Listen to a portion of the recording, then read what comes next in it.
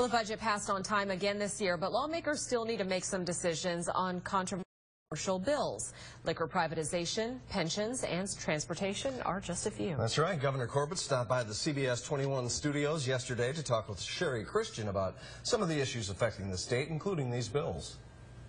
You had three priorities that you wanted passed with this budget: transportation, liquor privatization, and pensions, correct? All three very big. The goal was try to get them done by the end of the budget, but that's just the first quarter of a 2-year General Assembly term as far as I'm concerned. Right. Now, well, liquor and pensions, controversial topics, but transportation, not so much. A matter of fact. Okay. Transportation is because of the cost. Because of the cost. Right. But it was a bipartisan bill. So in the Senate. In the Senate. But a Republican-controlled Senate. So what does that say to your constituents if a bill very important as transportation and a priority to you can't get passed in a Republican-controlled Senate? No, it passed in the Senate. Or a Republican-controlled House and Senate. Okay, but at the same time, this is a bill that has attractions on both sides of the aisle to different groups of people. There were not 103 votes in the Republican House for that. There was an understanding that Democrats would help supply some of the votes for that. And at the last minute, they said, we're not going to vote for it. And so in that respect, they denied the ability of that transportation bill to pass. At the moment, it's still over there. And money for transit, money for roads was stopped right then and there.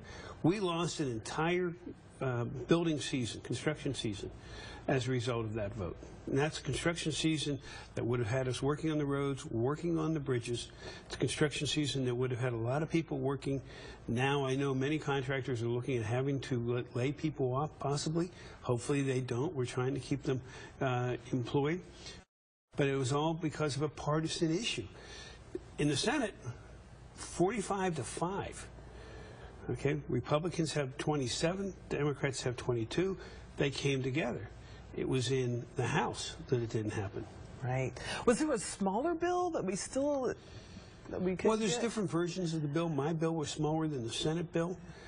The bill that was being discussed was kind of somewhere in the middle. And this is what happens in legislation. You have to understand, some people start, it's negotiation. One starts out low, one starts out high. You start working your way to the middle. I believe that there's been a great deal of work going on this summer behind the scenes, talking to legislators. Every time I see one, I saw a couple yesterday at Pocono at the races. Both sides of the aisle, House members of the House, I'm talking to them. You got to come back. You got to get this done. Tonight on CBS 21 News Live at 11, you can see more of this interview with Governor Corbett.